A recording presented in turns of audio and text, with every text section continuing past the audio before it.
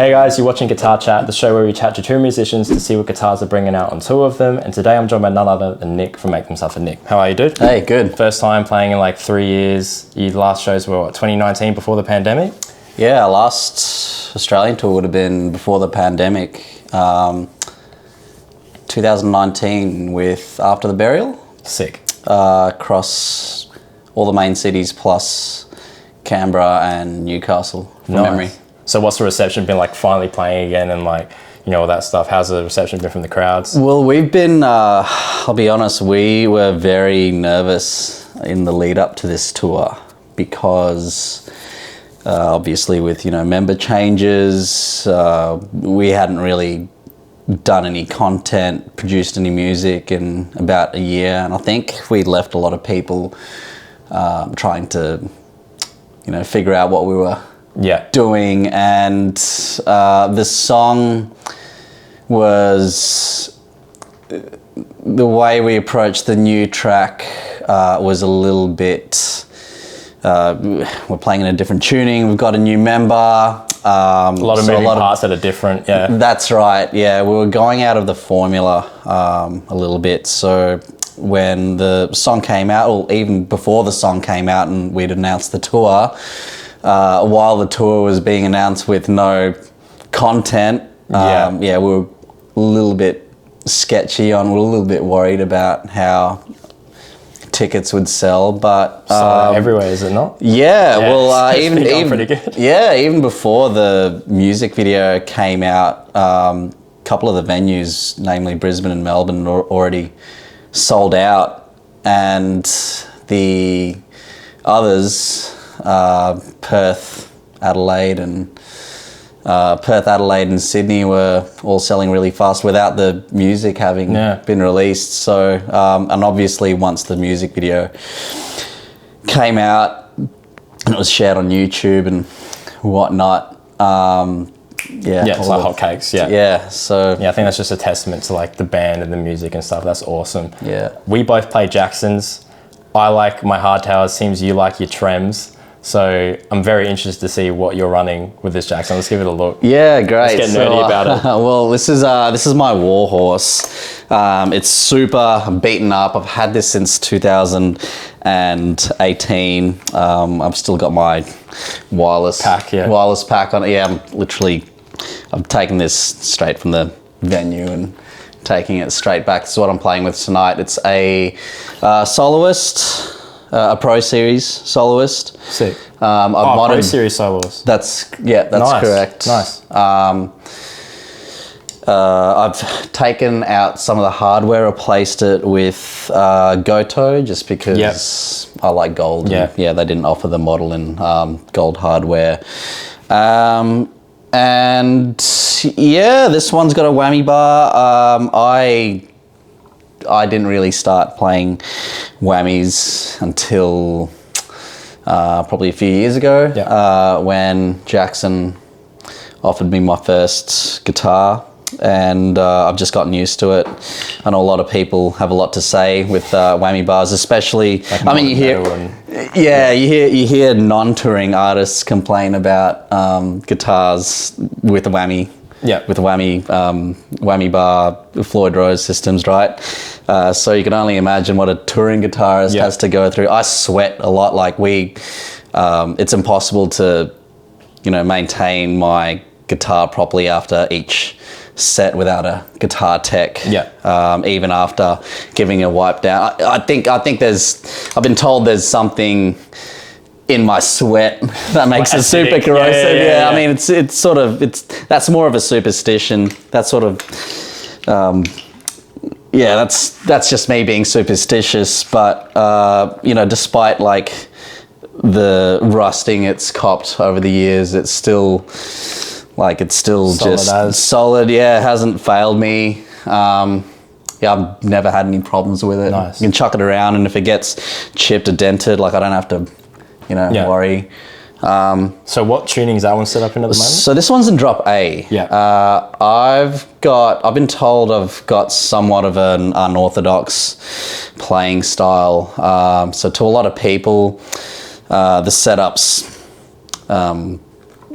Bit strange. Some people will tell you that it's unplayable. So the bottom strings is 74. So it's an 8-string set essentially, and I ditch the I think it's around like the 68, the second string.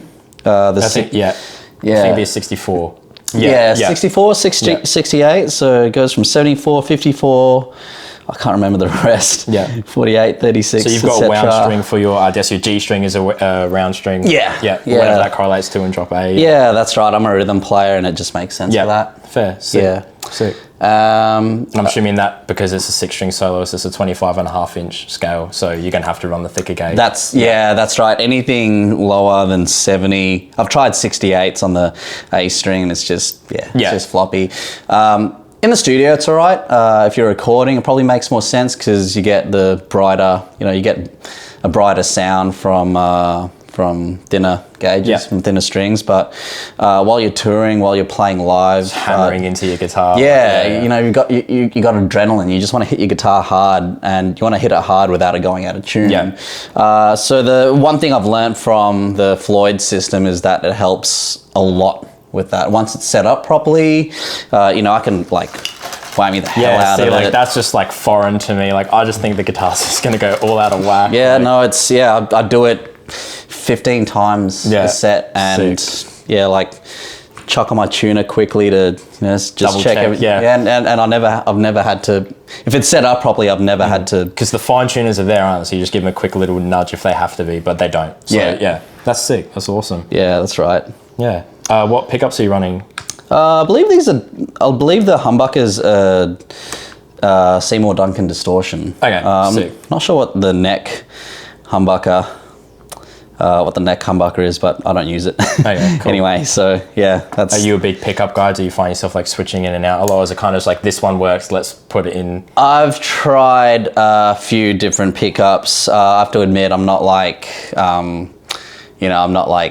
I don't chase the latest trends. I've got another Jackson currently that has the Fishman actives in it, which I don't mind. Hot, they're very. I have to dial back a lot of my settings from my preamp, neural DSP, whatever. I just stick to passives. Nice. I've been a fan of Seymour Duncan. This range, the distortions, and I think another popular one a long time ago were the JBs, which I thought were really, you could use them for anything. They had a really like nice warm, a deep warmth about the tone, and I've always kind of, obviously I'm not using it anymore, but I've always modeled my current guitar tone around what my JB used to sound like. So I've got that to thank for. So, is this a bow-on or is it a... No, this is a... looks like it's a neck through. A neck through, I was about to say set through. Yeah, neck through. Nice. No plate on the back? Haven't got a plate on the back, no. 5 springs in it to keep it nice. Yeah, that's right. Yeah, well, I'm glad I don't have the plate in the back now, so I can show you. Yeah, so you need 5 springs to... that's crazy. Yeah, to keep it in this tuning, to keep everything stable. So if you had to get like another guitar, I know you've got the Fanfret 7. I know you were talking a bit before about Evertunes. Would you consider getting an Evertune on a guitar like this, or? Absolutely. I have to admit, I have been experimenting with drop.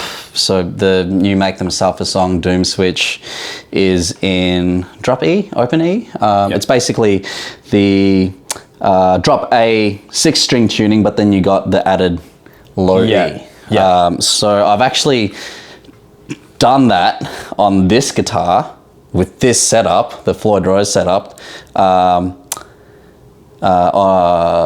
beginning from an 80. I've had to set it up even more, and obviously it does sound a little bit muddy, and you do get quite a bit of you get fret bars or whatever. Fret bars, intonation issues at 25.5 inches, but it works. Like if you're playing distortion and you're just hitting the freaking guitar hard, then... I'm sure anyone that's like watching Fun Rate isn't going to notice. No. Maybe in the studio, but like not when they're watching it. Like, And so I just figured out that like the tuning you just said, so it's like having like drop A and then like...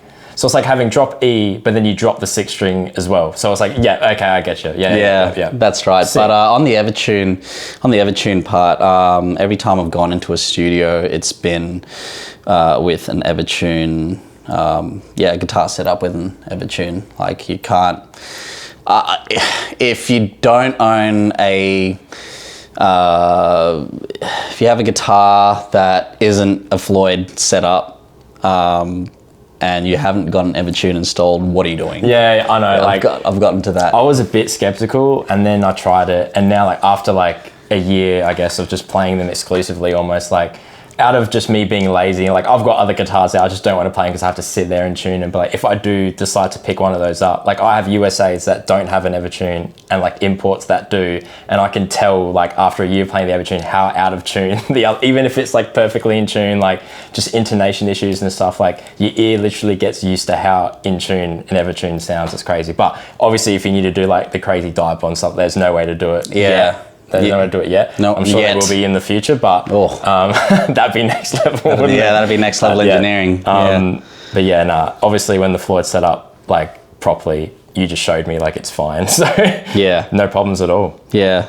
But that'll be my next guitar will be, and ideally I'd like to have a couple of guitars in Floyd, and a couple of guitars with Evertune. Sick.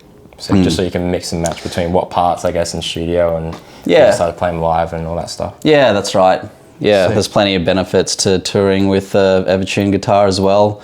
Obviously, to me, it's a no-brainer. Yeah. That'll definitely be my next acquisition. Nice, 100%. Well, Nick, thank you so much for taking our time to do this. Great. Really appreciate it. It's been good good luck tonight. Great, thank you.